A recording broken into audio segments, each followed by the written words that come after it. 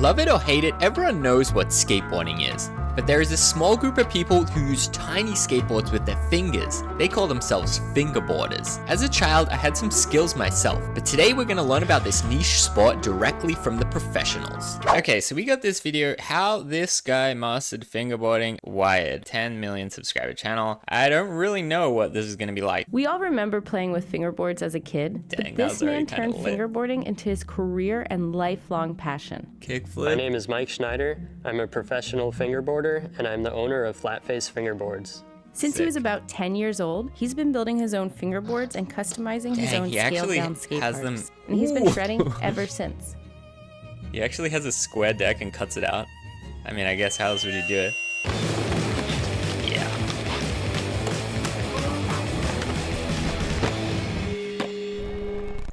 Learning a new trick, do you think it's more painful on a skateboard or on a fingerboard? Learning a trick on a real skateboard is definitely more painful because you can actually get hurt doing it. So I started fingerboarding in 4th grade.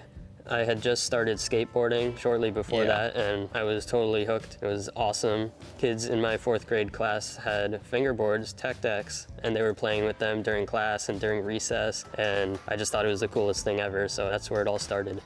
I can't remember when I first seen fingerboarding, but it was very much the same, as that I would always bring it to school and I would play with it on the math textbook that was really thick, because then like it wouldn't make as loud of a noise. Whereas if I just do it on the desk, like the teacher instantly is like, whoa. A lot of my first fingerboarding was done on books, and we would stack them to make stair sets and stuff like that. So you can be really creative and you can fingerboard just about anywhere. You might be able to fingerboard anywhere, but Mike has spent most of his life creating the ultimate fingerboard park. He spends well over 40 hours a week surrounded by miniature skateboards and his collection of tiny skate parks. We are in the Flatface Fingerboards building in Drake, Massachusetts. It's basically a huge building full of fingerboard parks. There's at least 25 of them in here, so you can come in and just fingerboard all day long, and it's just an awesome place for people to get together and have fun. Might have to pull up. Just like real-life skating, Mike is constantly pushing himself to master new tricks. Once you have all kinds of tricks you've learned, you can incorporate them onto different elements of different skate parks, doing tricks in different combinations, so the possibilities are endless. I really made a board that I think, at least for me, it works better than any other fingerboard, so it's really satisfying in that way. That is sick. In his quest for the ideal fingerboard, Mike decided to just do it himself.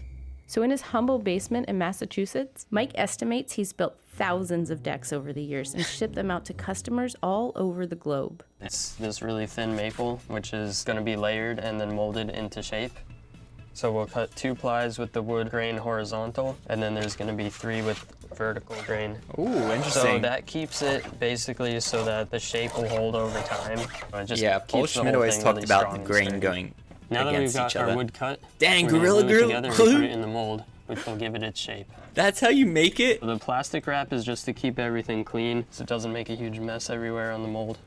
This is the mold. It's got the shape of the board, and the wood just goes right in it. And then you squeeze it in here. That's all you do? The molding process takes several hours in order for the board to fully harden and be ready for sanding. So basically, it starts out as a rectangle. It's actually sick. It is just the same as making a real skateboard. And then you have to sand the nose and tail to be round. So now the board is finished being sanded into shape. As you can tell, it's got that skateboard shape to it, and it's pretty much ready for the next step. Mike's process for lacquering and finishing his boards is proprietary. But after several hours, that recently sanded piece of wood looks and feels just like a real skateboard. Tech. The decks have evolved a lot. The first ones that I made, they were pretty good, but if you compare them to now, they're all super shiny and perfect and uniform every time. Wow. And back then it was kind of hit or miss because I was still learning what I was doing. I think my favorite thing about the fingerboard community is just how much joy it brings to everybody. Because it doesn't matter who you are or where you're from, it just like everybody gets along really well, and a lot of us have made like lifelong friends. Goated individual. Respect to Mike for being one of the few people to actually do what they want in their life and make money. Next up, we got this guy, Anthony Papalea. I spent a day with pro fingerboarders. My name's Anthony Padilla, and today I'll be spending a day with pro fingerboarders to learn the truth about this niche sport in which people use miniature skateboards to ride and perform tricks with their fingers. By the end of this video, we'll learn how how they design sounds funny and when build you these miniature say it to, like, skateboards and non-skaters skate like parks, that. How far along the process is of bringing this sport officially to the Olympics. Sport? And No. we will witness history being Olympics? made today when a fingerboarding world No record is way. set. Hello, Mike. Dang, Mike just runs this town. Nash. How's it going? Nurse. How's it going? Oh, it says the trick kickflip back nose blunt. Yeah. Dang, that was not a nose blunt. Big air. Yeah.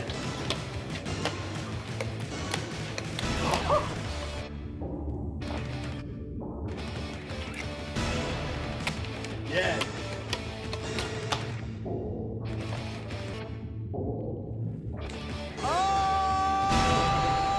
It seems like it's easy, but I That's have true. a feeling it's not. No. Are you down to teach me a trick or two and see? There's like, no let's way he'll see be able to how hard it ollie. is? Let's teach you the 0% Let's do ollie. it. Let's go. Little stretches like this. Yeah, exactly. Yeah. We're gonna, With like, the rings, roll bro. up it Come As on. if it was a quarter pipe. Get and rid of some them. Slappy. We'll go slow motion. Yeah. Right here and angle. Angle. So Yeah, okay, slow so would this be guy's giving him a very Yep. easy task. Yep. Yeah. See? See if I could do it real time. Is he trying to do 50 or 40? Oh, felt so good. Right there. Oh, Right clean. Come on, bro. It's an ollie. Slam down, move forward. There's no way. 0%, yeah. You're getting there. You only get like a million It's actually kind of hard to learn to ollie on fingerboard, but I would say once you learn that, you basically learn every other trick. Apart from nollie heel, which is the hardest trick ever. I Oh, didn't ollie. I didn't ollie. So Barely. the moral of the story: this is extremely hard. Can you tell me about the early days of the community? I actually made the first fingerboard event that I know of, like the first meetup Dang. of online. Mike is the... fingerboarders Oh, set up in I've my been parents' thinking about doing driveway that trick in and real like life. I've been trying to fingerboard think if meetup there's a way to do meetup that. of No way. online It's like that, and he spun it around. fingerboarders. We Dang. set up in my I parents' gotta watch more driveway and just fingerboarding did, clips to this get ideas. Fingerboard meetup. Looking through the world records, there's no fingerboard one. I want to set that. There is a kid in the UK skateboarding, and he did the most kickflips in 30 seconds. So that's something Let's see this. I'd want to try. Do you want to do that today? Yeah, let's get it. All right, let's see this. Dang with the Today DX. we are going to set the world record for the most kickflips performed in 30 seconds on a fingerboard. 3, 2, 1, go. 2, 3, 4, 5, 6, 7, 8, 9, 10, 11. Dang, it's pretty good. 13, 14, 15, 16, 17, 18, 19, 20, 21, 22, 23, 24. Dang, he's consistent with it. Can he beat my world record for 1 minute 36? Nah. Oh, you got 32. Yeah. You landed 32 with 2 seconds All right, left. I think I might have to try this right now. You wanna help me set a world record? What world record?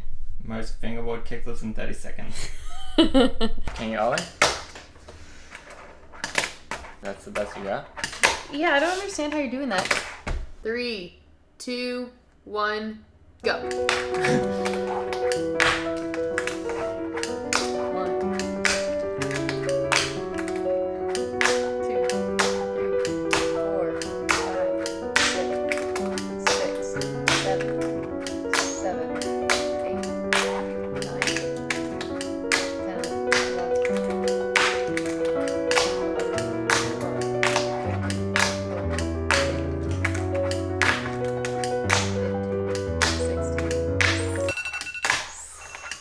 Alright, I need to tighten the truck, so I think I can break it. Welcome to your life. 20,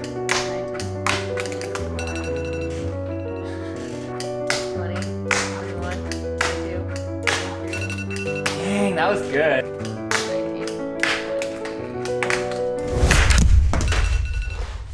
Okay, my respect to the homie. That was actually 33 pretty Okay, hard. good. I feel like I job, could Matt. beat it if I just Good practiced my job, thank you. consistency a little bit. What goes on through your mind as you're fingerboarding? Clarity, like just being calm, everything else around me just shuts down. Like, it's so calming and Yeah, that is kind of like energizing skating. at the same time. You're just It's focused, such mindfulness, you're focused in the moment. meditating almost. You know, a lot of people say like, oh, I do carve out time to relax and play. I play video games. I watch a show that I'm interested in. It's not the same as doing something where you are just fully engrossed in like a physical activity. Yeah, it's active, that not passive. Fires up parts of your brain that I feel like you don't really get when you are looking at a screen. Skateboarding and fingerboarding keeps everybody young. Yeah. And it's cool because it's like an ageless thing. Like you said, you're Yeah, taking time out exactly. of your day to basically play around. It's super crucial because it keeps you exploring the world rather than like dealing with the world. That's what I like about skating as well, is that there are like no rules. Whereas like if you play baseball, you have to have a team, you have to hit the ball, you have to run when they say. There's all these constraints. But when you go skating, like, hey, today I'm gonna skate fakie only, like you can just do anything, you know, like there's no one telling you what to do, no rules. What is it about fingerboarding that brings you the most joy? The entire journey that it's taken me on, it's brought me across the world. It's my job, it employs a bunch of people, my family, some friends. I got contacted by the Make-A-Wish Foundation. They told me that there was a kid in the Netherlands that wanted to meet me. They flew That's me really out there cool. and I got to meet him, and Hell yeah. we made a video together. It was really, really powerful. If there's anyone watching who wants to pick up fingerboarding but is maybe nervous about the judgment that they might receive from people, is there anything you want to say to them? Don't worry about what anyone thinks. You're gonna be weird. You're gonna look weird when you're fingerboarding at dinner. Yeah. You're in your own world. Make your trick. Be stoked. Who cares what they think? And let that Yeah. fingerboard send you around the world. That's good advice for skateboarding too, is like skate for yourself. Don't skate for other people, don't skate to be cool, like skate for you and your own enjoyment. Well, there you have it. I spent a day with pro fingerboarders. That was cool. Honestly, I enjoyed that much more than I thought. Nice perspective to see like a non-skater talking about that. That's gonna be it for this video. I like skate.